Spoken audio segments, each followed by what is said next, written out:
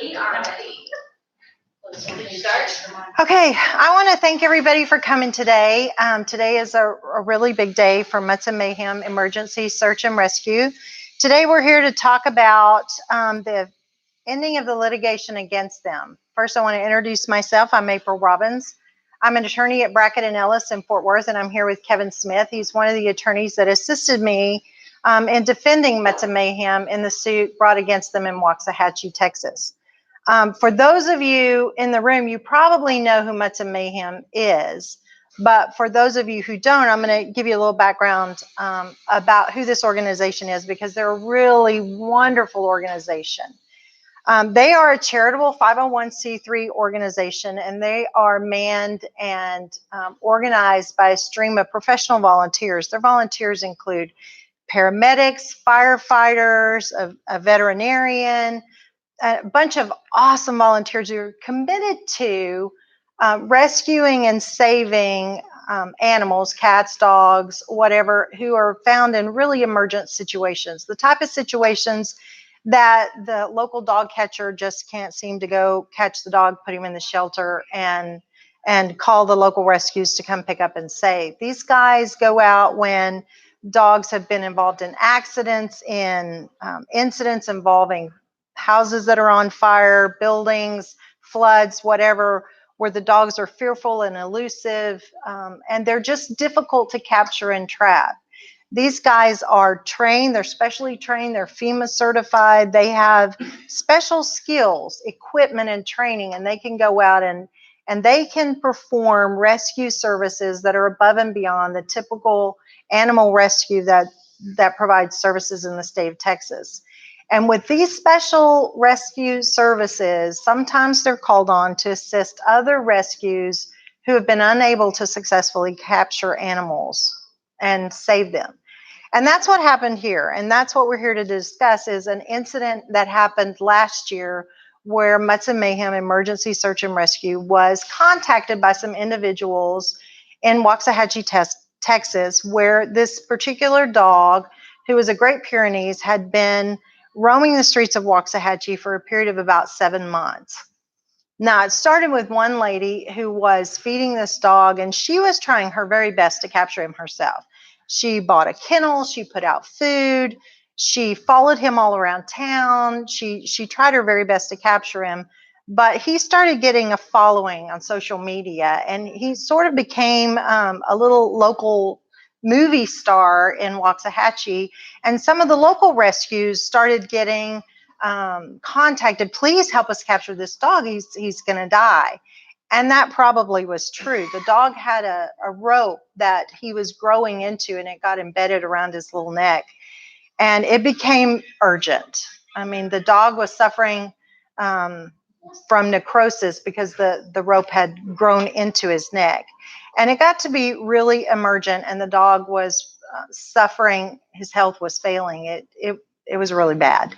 And some of the local people reached out to Mutts and Mayhem, who's stationed up here in Frisco. Frisco's quite away from Waxahachie, but Mutts and Mayhem saw the post, saw the dog, and they reached out to one of the, probably the rescue, the local rescues, kind of spearheading the effort to capture this dog. And they said, hey, we can help you if you want our help. So they did. And within just days of Mutts and Mayhem's volunteering and efforts, they deployed their volunteers, their equipment, their skills, their training, and you know what? Within days, the dog was captured. And Mutts and Mayhem rushed their dog to their very skilled veterinarian right here, Dr. Rayner, and the dog received fabulous care, and he's on his road to recovery. Now, the problem is, the local organization got mad and sued Mutts and Mayhem for what? And honest to goodness, I actually spent days trying to figure that out. I actually wrote down, what is this fight about?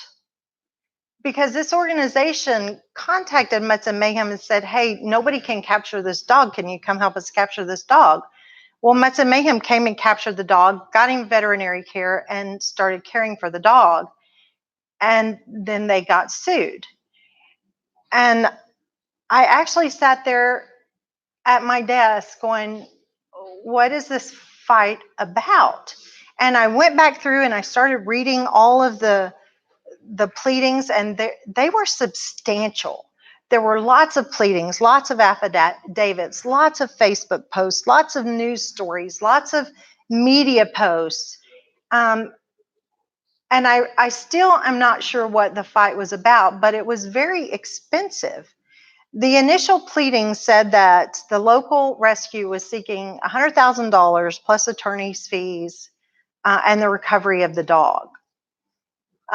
The 4 different petitions that were filed and amended during the period of time accused Mutts and Mayhem of a number of things, including theft, fraud, breach of contract, just different causes of action that I didn't really apply as far as I could see with respect to the facts as we understood them to be. But given the history of the litigation, I came into the litigation just 2 months before this case was set for trial, and discovery was technically closed. I was sort of left with, where are we now? We've got to get ready for trial. Well, what we're looking at is we're looking at a suit brought against a charitable organization whose sole purpose is to rescue dogs in the state of Texas. Their purpose is to take donations, particularly those that are donated for a specific dog, use that money for that dog and provide the care and services for that particular dog. If they receive other donations, it's for their charitable purposes only. And when they get sued, there's not a purpose for the organization to really, they don't anticipate getting sued. And suits are very expensive. This one was very expensive. It lasted over a year, and there wasn't even one deposition taken. So Mutts and Mayhem Emergency Search and Rescue was told when they first got sued that if they went to trial, this case would probably cost over $100,000. And in all fairness, that's probably a realistic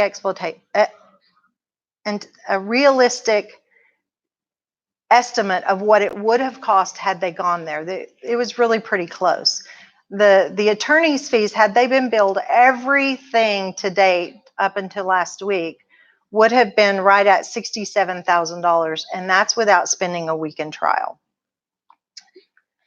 I'm here to tell you today that Mutts and Mayhem Emergency Search and Rescue believes wholeheartedly, and the evidence is there, that they believe this lawsuit was absolutely frivolous.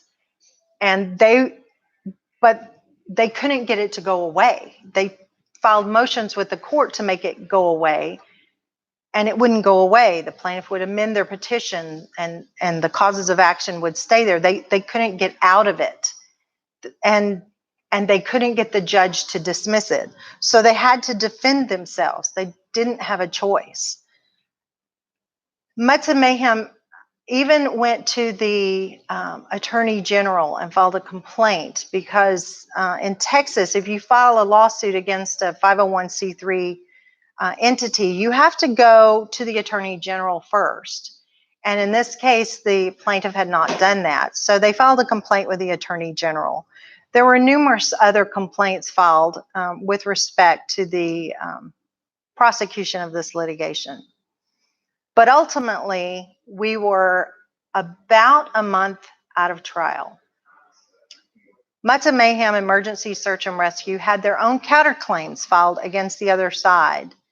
And their affirmative claims against them were to seek recovery of all of those attorney's fees they had spent to date in defending themselves. And the plaintiff's only claim at this point was, we want the dog and we want our attorney's fees back. Well, Mutts and Mayhem was not going to do either. So ultimately, the plaintiff agreed to non-suit their lawsuit. And Mutts and Mayhem agreed that it wouldn't do them any good to continue the litigation either. So they non-suited their counterclaims. The walk away by the plaintiffs in this case, according to Mutts and Mayhem, and in my opinion, was a victory. It's a great victory. The lawsuit is over. Mutts and Mayhem can go back to its sole and awesome purpose of rescuing animals in the state of Texas.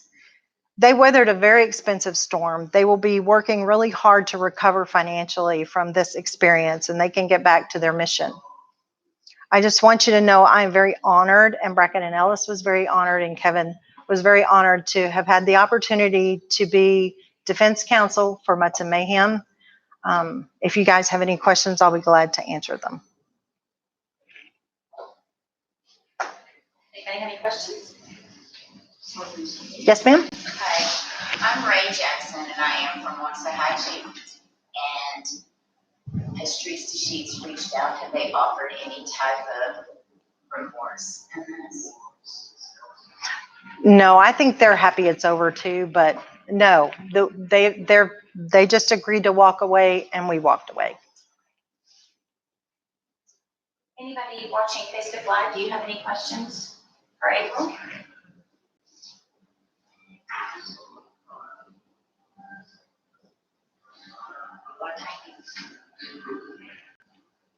Typing.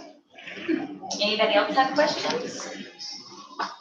What does the Attorney General do at this point?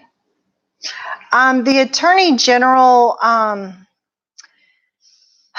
their job in Texas is to protect the assets of charitable organizations.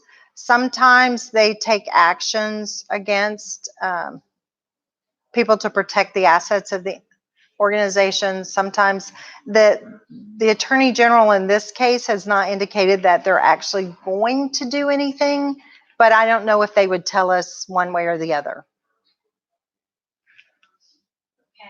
Okay, Rebecca asked, what happens now?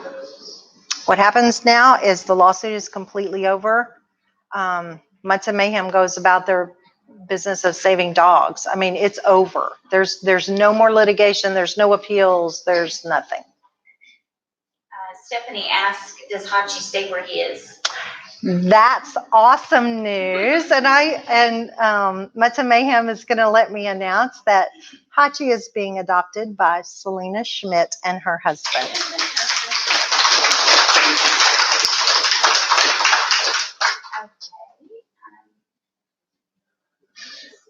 Cheryl asked the same question that Ray did. Did they apologize?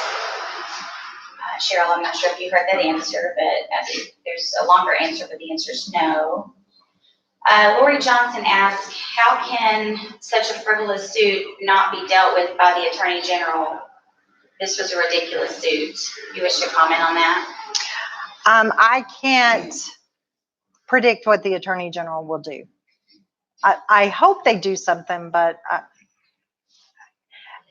I actually honestly don't anticipate they will, because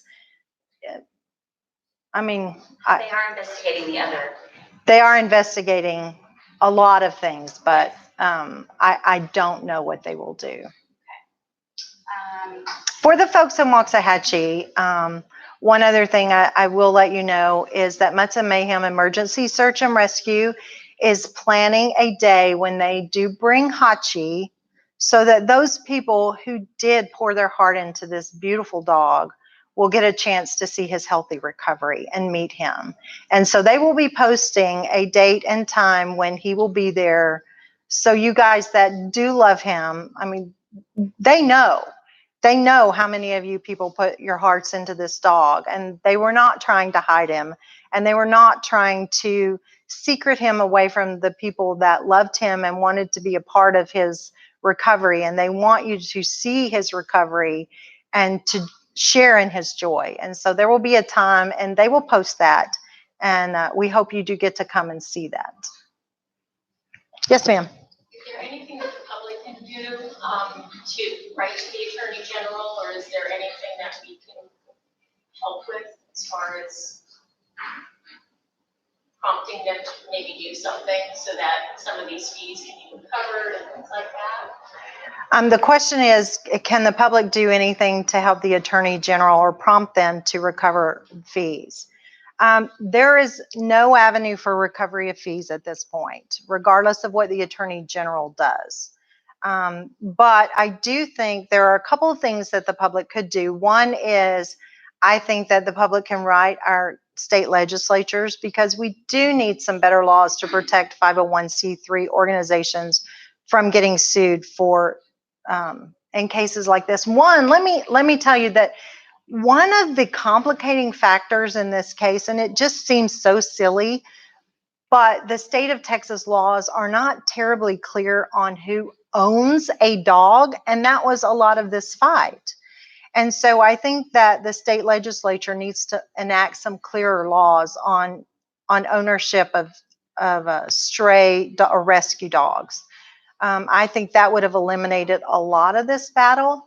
And I think that we should prompt our legislatures to do that. But I certainly don't think it hurts to write the Attorney General and ask them to be more aware of suits against 501c3 organizations. But the thing is, unless you write or notify the Attorney General that 501c3, and I'm not just talking about rescues, any charitable organization has been sued, they don't necessarily know.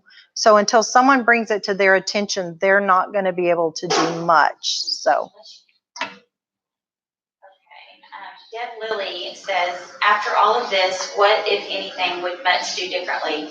What's the learning from it? You want to answer that one, Selena? We actually, we learned a lot from this about communication. We were very trusting. The other organization, when they contacted us, seemed very sincere. I legitimately cried with her about the dog, and she seemed very remorseful. And so I'm sorry, I'm trying not to lose it here. It's so emotional. It's been a long year. I think what Selena has learned is that and we need to be more clear up front about who's going to do what. And we need to be very clear with whenever Mutts and Mayhem goes out to do a rescue, that there are no expectations that Mutts and Mayhem, if they save a dog, they save a dog, and they can make the decision on what happens to the dog because they've saved the dog. If they choose to turn the dog over to another rescue, they can do that. If they save the dog for the owner, of course they're going to give the dog back to the owner. But it's just a matter of making sure that expectations are clear up front. And I think in this one, maybe they weren't as clear as everyone thought they were. So. Yeah, that. Is there any more questions on there? No. I did have a curious question. Yeah. Kathy had brought it up. And this is Dr. Rayner here. On the criminal aspect, is there something being done towards the organization and towards the attorney for the frivolous aspect, or does that all have to do with the Attorney General? No, I know that Mutts and Mayhem did file complaints, and that's outside the purview of the civil litigation. And so I know that those that outside of my office, I do know that complaints were filed with the bar in the Ellis County. So I don't follow those. I don't know what they're going to do. So. So I did want to, let's see.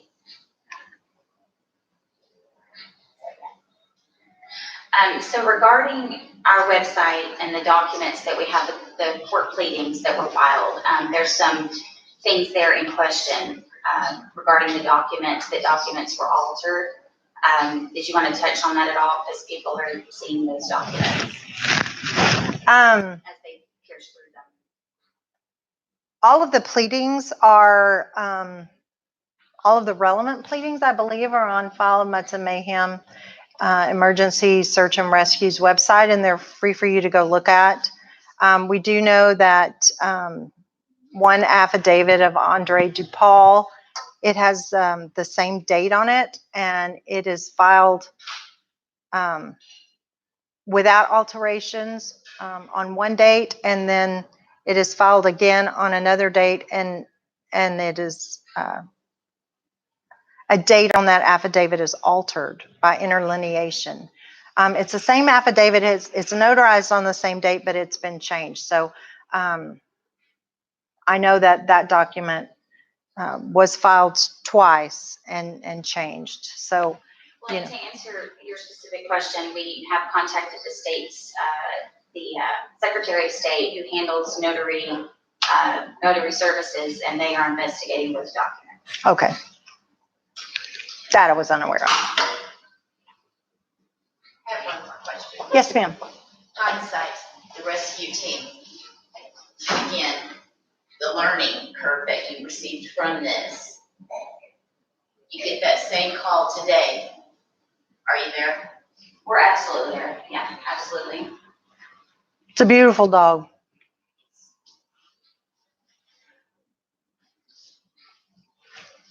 No more questions. Anybody in the audience have questions?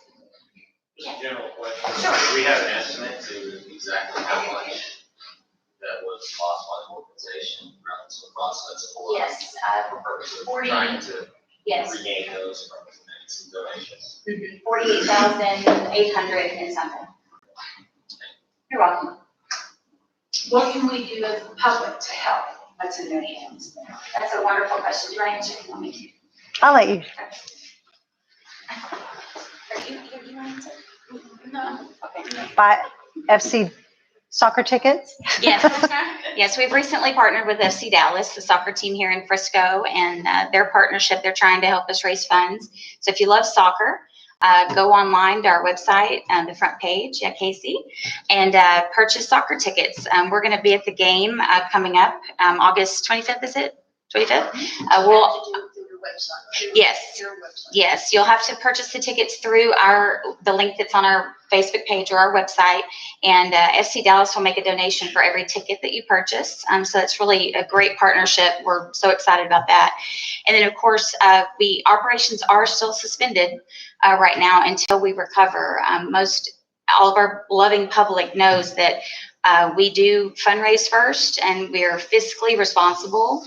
So we have money in the bank, and then we go work. That way, it takes half the stress out. We don't have to worry about caring for an animal. If the animal needs the care, we have money, and it's done. That allows our team to reduce, compassion, fatigue, and anxiety about how are we going to take care of this animal. It saves that equation, takes that off the team's plate, and we're able to really just focus on our mission, which is, our last case in October was 32 days. I can't even tell you, none of us slept for 32 days. It was around the clock, but that was one of our most elusive dogs, and that was one of our longest cases. And so anything that we can do to reduce that is amazing. So what we need to do is we need to fundraise, and because we've got to get money back in the bank. This case has depleted our entire account. We do not have any debt because we've all been funding the lawsuit for just the amounts that we were short. So we have made sure that we stayed on top of all that, but we do need your help to get back in business so we can get boots on the ground. And we actually have a waiting list of animals who need rescue right now. Some of them have run out of time, and that's really sad. But this case is over now, and we're going to focus on moving forward and focus on the animals who need help. But we need your help. We need the community's help to get back there. And we do have all of our financial reports online if anyone wants to look. All of our legal invoices are on there, all the details about the funds we've received regarding the legal fund. You can go on there. We're very transparent about that. If anyone wants any financial reports or has questions, please reach out to us. We'll be able to get back with you within 48 hours with that information. And we need you to be part of Team Mutts and Mayhem. So thank you guys very much. Anybody else? Casey, you want to say something? Come on, I know you have something to say. She's one of our capture team members, Big B. I know you have something to say. I just want to say thank you to everybody who supported us this has been hard this past year, not being able to do anything. We get calls, people know what we do. They tag us on posts, and to know that because of this frivolous lawsuit, that some dogs have lost their lives because we couldn't get out there, that hurts. That hurts more than anything. Sorry. But we will get back on the ground. We will be back out there full force, but we need y'all's help. Sorry. But we appreciate the support of all the Waxahachie people. We know how much you love Hachi. We love him as well, and he has blossomed so much where he's at. We see it every day. Jenny sees it every day. Selena riding in the car. We hopped in and wanted to take a ride. So that we need to do this for more. I mean, we know of several. I know of 2 that need our help right now, and one just showed up hurt the other day. We need y'all's help to get back on the ground. Please. I'm begging you. We need to do what we can, like we did for Daisy May. We need to do what we can, like we did for Luna. Hopefully it won't take us 32 days again. I know, right? But you know what? Daisy May and Luna had a happy swim meet the other day at Tracy's house. And you know what? They're doing great. And we want to do that for more animals. We just need your help. Yeah, and we're very excited to get to Waxahachie. So we, like April said, we'll get on there and we'll get a date scheduled, and we look forward to meeting everyone. Thanks to everyone for coming out today. We even have some people from Waxahachie here. It's so exciting. Thank you all.